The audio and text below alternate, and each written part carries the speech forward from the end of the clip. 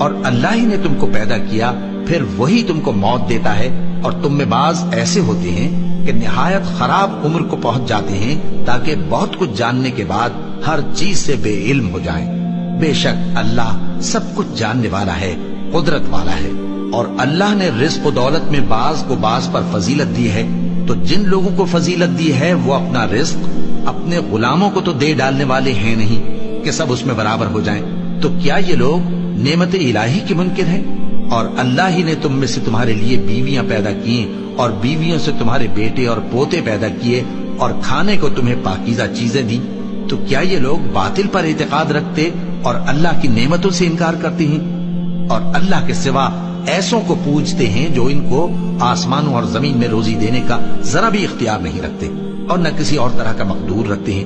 تو لوگوں، اللہ کے لیے غلط مثالیں نہ بناؤ، بے شک اللہ جانتا ہے اور تم نہیں جانتے۔ اللہ ایک اور مثال بیان فرماتا ہے کہ ایک غلام ہے جو بالکل دوسرے کے اختیار میں ہے اور کسی چیز پر قدرت نہیں رکھتا، اور ایک ایسا شخص ہے جس کو ہم نے اپنے ہاں سے بہت سا مال طیب عطا فرمایا ہے، اور وہ اس میں سے رات دن پوشیدہ اور ظاہر خرچ کرتا رہتا ہے۔ تو کیا یہ دونوں شخص برابر ہیں؟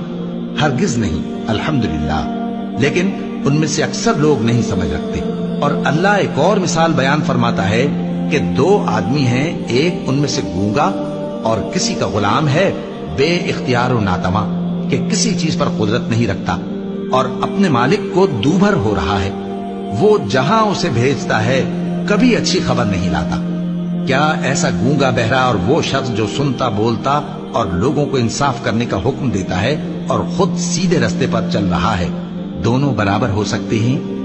اور آسمانوں اور زمین کا بھید اللہ ہی کے پاس ہے، اور اللہ کے نزدیک قیامت کا آنا یوں ہے جیسے آنکھ کا جھپکنا، بلکہ اس سے بھی جلتر۔ کچھ شک نہیں کہ اللہ ہر چیز پر قادر ہے۔ اور اللہ ہی نے تم کو تمہاری ماؤں کے شکم سے پیدا کیا اس حال میں کہ تم کچھ نہیں جانتے تھے، اور اس نے تم کو کان اور آنکھیں اور دل اور ان کے علاوہ اور اعضاء بخشے تاکہ تم شکر کرو۔ کیا ان لوگوں نے پرندوں کو نہیں دیکھا کہ آسمان کی ہوا میں گھرے ہوئے اڑتے رہتے ہیں؟ ان کو اللہ ہی تھامے رکھتا ہے۔ ایمان والوں کے لیے اس میں بہت سی نشانیاں ہیں۔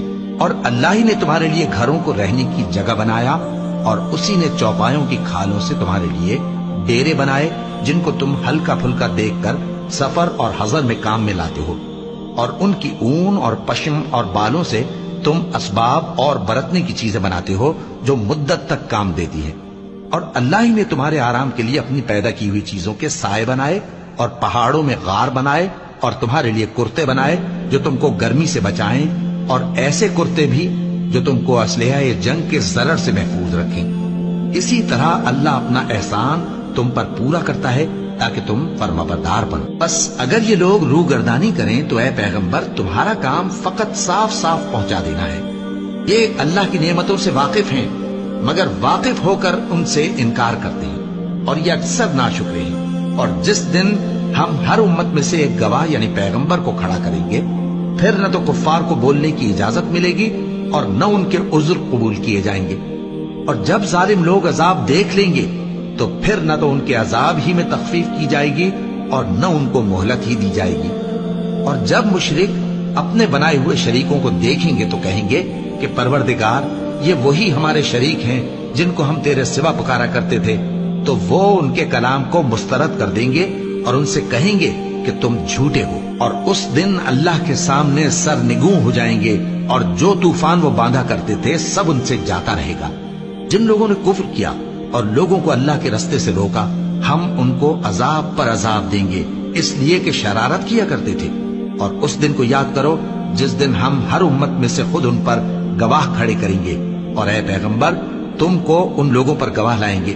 اور ہم نے تم پر ایسی کتاب نازل کی ہے کہ اس میں ہر چیز کا بیان مفصل ہے، اور مسلمانوں کے لیے ہدایت اور رحمت اور بشارت ہے۔ اللہ انصاف اور احسان کرنے اور رشتہ داروں کو خرچ سے مدد دینے کا حکم دیتا ہے، اور بے حیائی اور نامعقول کاموں سے اور سرکشی سے منع کرتا ہے، اور تمہیں نصیحت کرتا ہے تاکہ تم یاد رکھو۔